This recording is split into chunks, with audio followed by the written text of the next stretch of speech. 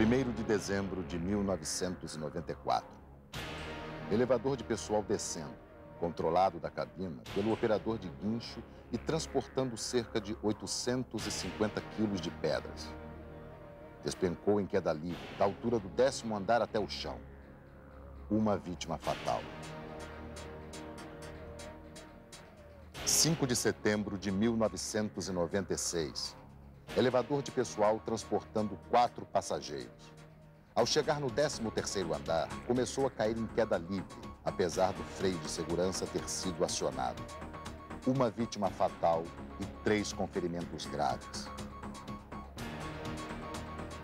8 de dezembro de 1997. Trabalhador na prancha do elevador de materiais, retirando carga de 400 quilos na 13ª laje. Houve ruptura do freio do guincho, ocasionando queda livre até o solo. O trabalhador morreu. Nós acabamos de ouvir 3 exemplos de acidentes com vítimas fatais nos canteiros de obra da indústria da construção civil. Mais especificamente, 3 acidentes envolvendo elevadores de cargas e pessoas. E a preocupação maior é evitar que esses fatos se repitam. Para reverter essa realidade, o Ministério do Trabalho e Emprego criou uma comissão tripartite para alterar a NR18, que trata das condições e meio ambiente do trabalho na indústria da construção. Essa alteração trouxe importantes modificações de segurança quanto à utilização de elevadores de obras. Essa norma, ela tem como item principal a possibilidade de ser alterada ao longo do tempo através de negociações dos CPRs e o CPN. A RTP02, ela trata de transporte vertical de materiais e pessoas. Foi uma RTP elaborada pela Fundacentro que fala a respeito de elevadores de obra e dá maiores explicações, detalhes técnicos, detalhes de instalação, detalhes maiores a respeito de proteções coletivas quanto à utilização deste equipamento.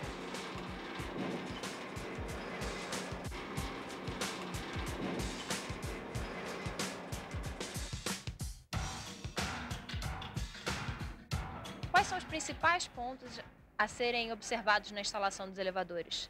Os principais pontos são que os elevadores devem ser dimensionados por profissionais habilitados e montados por profissionais qualificados. E a localização? Qual é a melhor localização desses elevadores numa obra? O elevador deve ser posicionado em relação à logística da obra e observando alguns fatores de segurança, como proximidade de rede elétrica, que deve ser afastado o máximo possível das redes elétricas, o mais próximo da edificação. E como deve ser a base desses elevadores? A norma define que a base seja de concreto, única e nivelada. E você pode falar um pouquinho para a gente sobre os guinchos dos elevadores? Tá, os elevadores têm a diferença entre passageiros e materiais, sendo a diferença básica principalmente nos guinchos. No elevador de passageiros são os guinchos que nós chamamos de automático, e no guincho de materiais, no elevador de materiais, os guinchos que nós chamamos de semiautomático.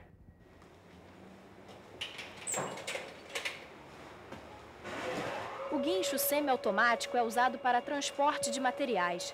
Sua operação é feita por um trabalhador qualificado em local isolado. Já o guincho automático com comando eletromecânico é usado para transportar pessoas, embora também possa, excepcionalmente, transportar materiais. Sua operação é controlada manualmente por um operador, através de uma botoeira, localizada no interior da cabine, ou externamente, no caso de transporte de materiais. É importante ainda destacar algumas das medidas de segurança na instalação dos guinchos. Quando a cabine estiver apoiada na base da torre, o cabo de tração deve ter no mínimo 6 voltas enroladas no tambor e sua extremidade deve ser fixada por um clipe tipo pesado.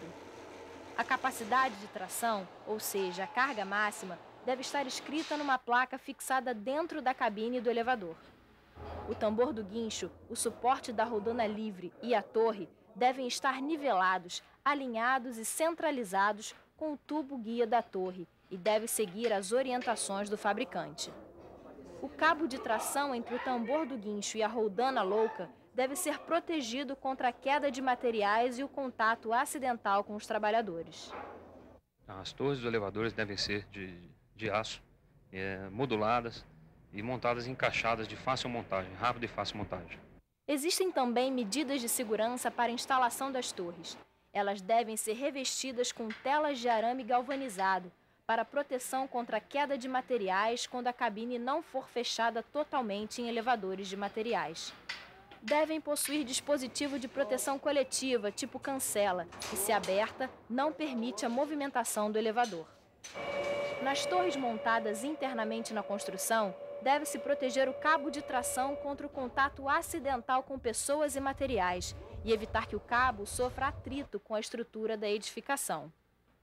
É obrigatória a colocação de cancelas com no mínimo 1,80 m em todas as entradas das torres, para evitar a queda ou o acesso indevido de trabalhadores. A cancela deve possuir ainda dispositivo de segurança que impeça sua abertura quando o elevador não estiver no andar. O procedimento que o operador deve exercer na primeira função é fechar a cancela dos pavimentos.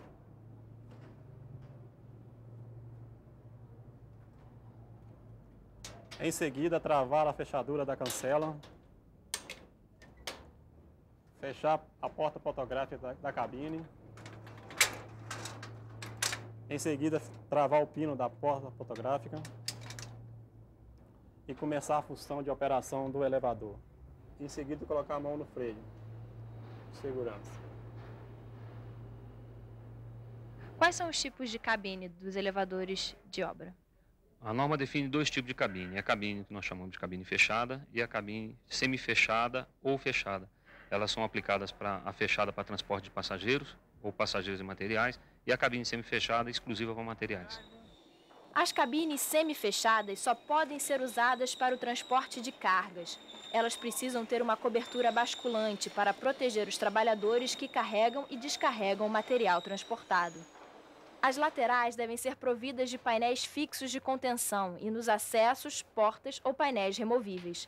O piso da cabine deve ser de material que resista às cargas a serem transportadas. As cabines fechadas são usadas para o transporte de pessoas e materiais. Elas devem ter cobertura resistente, proteções laterais do piso ao teto da cabina, portas frontais, pantográficas ou de correr, guincho tipo automático e placas de advertência de capacidade de carga máxima e número máximo de pessoas a serem transportadas.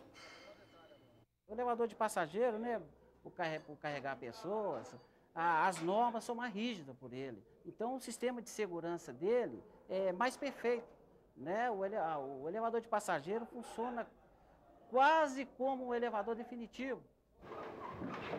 Mas a grande novidade nos canteiros de obra são os elevadores de cremalheira. Muito usados na Europa e nos Estados Unidos, esse tipo de elevador oferece muito mais segurança ao trabalhador e uma capacidade maior de carga. É o que existe de mais moderno e eficaz e já é fabricado pela indústria nacional. A qualificação do operador de elevadores de obra ela está prevista na NR18.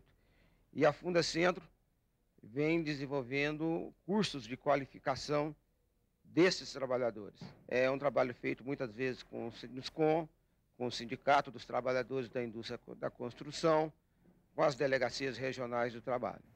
O operador de elevadores deve exercer apenas essa atividade, não podendo ser deslocado para qualquer outro tipo de serviço. Essa medida ajuda a diminuir os acidentes na obra.